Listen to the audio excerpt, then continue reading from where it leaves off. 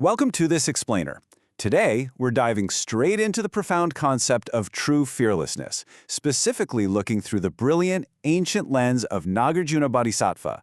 We're going to explore how absolute, unshakable confidence is built during the Buddhist teachings, not from a place of arrogance, but from pure, absolute wisdom. You know, when we hear the word fearlessness, we usually picture physical bravery, right? Like running headfirst into a burning building or facing down a wild animal. But let's take a step back and ask ourselves, is true fearlessness actually the complete and total absence of doubt within the mind itself? Like, what actually happens when a person reaches a state where absolutely nothing can shake their internal certainty? So, here's our roadmap for today. We'll start with the darkness and the sun, move into the four fearlessnesses, compare power versus fearlessness, explore the lion's roar, and finally wrap up with unhindered wisdom. Let's get right to it. Part 1. The darkness and the sun, the context of chaos. To really grasp this, we've kind of got to set the scene first. Picture ancient India. The spiritual scene back then was honestly incredibly chaotic. You had these false gurus commanding massive followings, but they were doing it through extreme, painful, physical austerities. I'm talking about teaching people to eat grass, sleep on beds of thorns, or literally endure scorching fires. And why? Basically just to gain offerings and status from a population that was just desperately searching for real answers. Nagarjuna actually hits the nail on the head here with this amazing metaphor. He says these extreme teachers were essentially just fireflies. Sure, in the pitch dark, a firefly gives off a tiny little flicker of light. But when the Buddha's absolute truth dawned, like a massive radiant sun with 1,000 rays, those little fireflies were completely eclipsed, literally rendered obsolete in an instant. Which brings us to part 2, the four fearlessnesses, or the shields of truth. Now, because those firefly gurus started losing their followers to the Buddha, they got intensely jealous and started throwing some serious slander his way. So to protect our seekers, the Buddha had to lay down the law with absolute certainty. He declared the four fearlessnesses. And look, these aren't just arrogant boasts. They're basically four impenetrable shields of truth where he states unequivocally that no one can logically challenge his enlightenment. Let's break these down.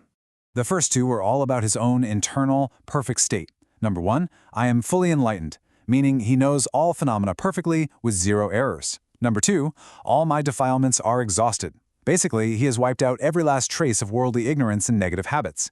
He's standing there completely open, inviting anyone to prove otherwise, with absolutely zero dread or anxiety about being challenged.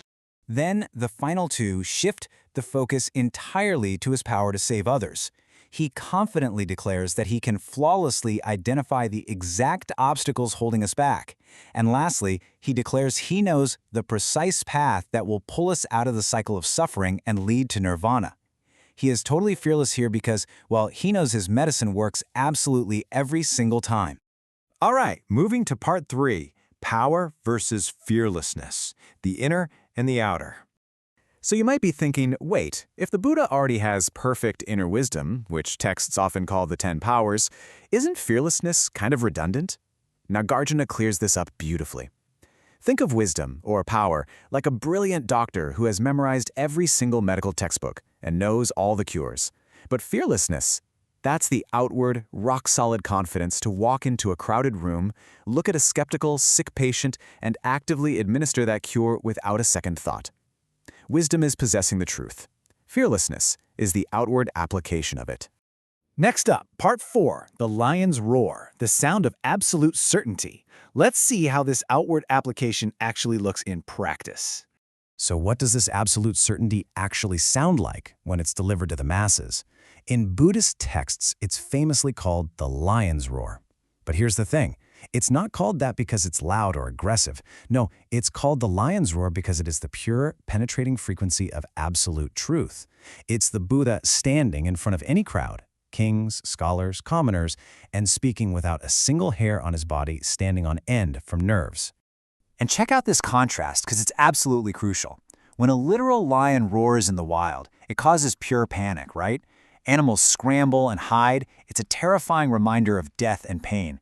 But the Buddha's lion's roar, it does the exact opposite. While it might startle those who are super attached to worldly illusions at first, its ultimate purpose is to completely dispel fear. Its serene sound shatters ignorance and brings the profound lasting joy of nirvana. It's a roar of safety. Finally, Part 5, Unhindered Wisdom, the Bodhisattva's Tools. Here is where this gets incredibly practical for us. This majestic, thundering fearlessness isn't just hoarded by the Buddha alone. It actually translates directly into the active tools that bodhisattvas use to help us right now. To guide us effectively, they develop what's known as unhindered wisdom. Think of it as this unstoppable, perfectly adaptable intelligence they use to teach fearlessly, adjusting instantly to the exact needs of whoever is listening. As we can see laid out here, this wisdom flows flawlessly on 4 levels. First, meaning, they completely grasp the absolute reality behind all phenomena.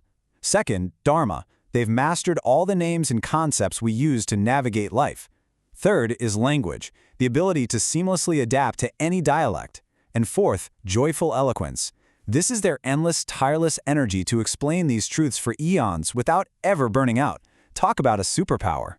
Equipped with this fearless, unhindered wisdom, a bodhisattva is literally the ultimate communicator. We're talking about someone who could speak the language of humans, spirits, or even dragons. And they don't just hand out generic advice. They perfectly target the exact root of an individual's specific anxiety, whether it's greed, anger, or ignorance, with a custom-tailored spiritual cure. And they can deliver it perfectly, whether they have a single passing moment or an entire eon to speak. So this leaves us with a pretty massive question. We live in a modern world that is totally swamped with our own false fireflies, right?